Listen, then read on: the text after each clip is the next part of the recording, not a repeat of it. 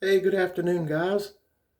This is Jimmy from Primer is Best. I thought I'd tell you another another weird date I've been on. It's unbelievable some of the weird dates that I've been on in my lifetime before I got married to Mrs. PIB. But I'll tell you this one because I was telling my wife. She said, "What are you going to talk about?" And I said, "I'm going to tell about this date that I went on." And she said, "Oh, that's a good one." So I'm just sitting here on the step.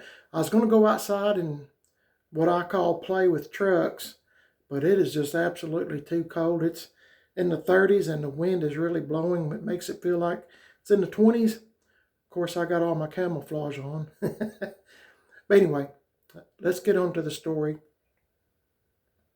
I have a lot of stories. If you watched my YouTube channel, Primer is Best, you're more than welcome to check out my stories. I try to put one up every week, sometimes twice a week. All depends. Uh, anyway, let's get on with this story. Okay, I used to work at a facility that made petroleum tankers. You know, gasoline. That when you go to the gas station, you see those tankers full of gas, and uh, that's what I built. Petroleum tankers. My friends and I. Anyway, I was going through my second divorce. I've been married 3 times. Mrs. PIB is my third wife, and third time's a charm for me. Uh, Going through a divorce with my second wife, and I didn't know anybody as far as female people, uh, female women. I didn't know any women. Let me. There was not any female employees at that time working where I worked. It was all men. It was hard work, tough work, welding. I mean, it was tough work. So I got divorced, and my best friend that I worked with, his wife worked at another facility, and she said, Jimmy, she said, I can fix you up with this girl I think you might like. And of course, I didn't know her, nothing about her. She didn't know me, never seen her before. So I said, okay. I said, if you don't mind, ask her if I can call her on the phone, if you can get her phone number, if it's okay. I'll give her a call and, we'll see if we can, I don't know, maybe go out. My usual thing, go to a movie. Because especially if I don't know somebody. And then, you know, if I run out of stuff to talk about, I can talk about the movie.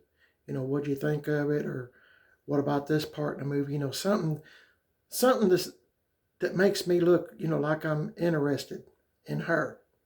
You know what I mean?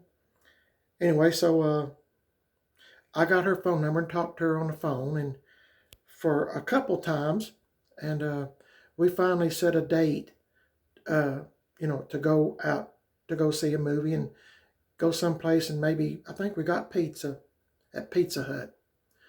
Anyway, went to another town where they had a bigger movie selection, and but before I get into that, as I was talking to her on the phone, she said that her mother lived in a town, like I don't know, like 40 miles away, something like that. And, and I was telling her about my folks and stuff at the time. And of course, my folks are passed away now. But anyway, I was telling her about my folks, and I was trying to learn more about her and tell her stuff about me.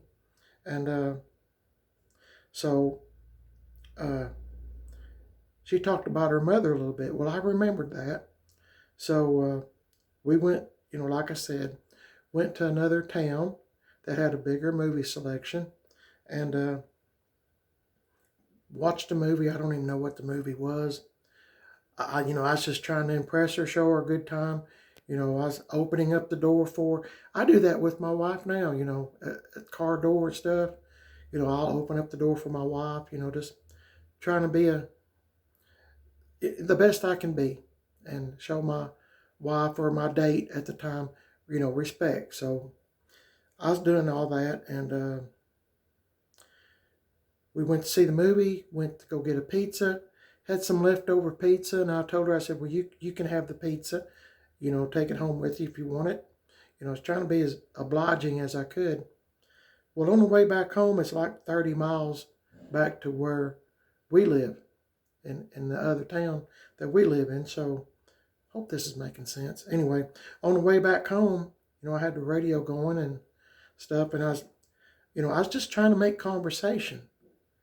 Keep that in mind. I'm trying to make conversation on the way back home and seem like an interesting person that you might want to go out with again.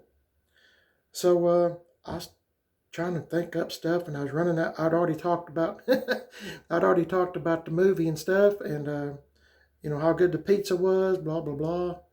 Hard to talk to somebody that doesn't really want to respond.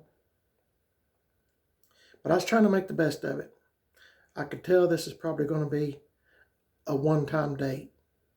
So anyway, we was on our way back home, and I said, I don't know, she seemed a little bit edgy, I guess. I'm not really sure what was going on, but I said, how's your mother? I was just I said, how's your mother doing? Just trying to make conversation. And that woman kind of went ballistic. I thought she was going to take my door panels off my car as we was going down the road. I mean, it freaked me out. And I asked that question. I remember exactly where I asked her at in the road. I mean, coming home. We was about probably 5 miles from where she lived. And oh my goodness, she just kind of went ballistic, and she said, why are you asking me about your mother? Or about my mother, sorry. Why are you asking me about my mother? I said, well, we talked on the phone. You said your mother lived, like 40 miles away from you. And I said, I'm just trying to make conversation. And she said, well, quit talking about my mother. And I'm sitting there driving thinking, maybe I should speed up and get her to her home with that pizza. But I'm telling you, I thought she was going to take the door panel off. She just kind of went ballistic, and I don't know what in the heck happened to her. But like I said, I knew. It's funny, sometimes when you go out on a date with somebody, like I said, when I picked her up, we had went about 5 miles, and I could tell that this wasn't going to turn out good, wasn't going to be a good date. But I'd already made plans, and I stuck to my guns and went to a movie, went to Pizza Hut. She didn't pay for nothing. If I ask somebody out, I pay for everything. So it wasn't nothing like that, what you might be thinking. But I got her to her home, and like I said, I always open up the car doors, and I was going to walk her to her door, make sure she got in, then I was going to leave. And I got to her house. She got her pizza, and I was going to walk. I opened up my door, going to help her get out of the car, walk her to the door. Wasn't going to be no good night kiss or nothing. I was just going to help her make sure she got home okay. And she said, "You don't have to get out of the car to help me to the door." And she got the pizza, slammed the door, and went in the house. Now, what happened, what went through her mind, I have no clue. But I'm telling you, I was a perfect gentleman. And, but like I said, I dressed nice. I don't wear camouflage all the time. But, I dressed nice. I looked decent. It's clean. There wouldn't... In my mind, all these years, I've often wondered what set her off, and I still don't have no clue. But you run across people like that sometimes, and by golly, I ran across another one.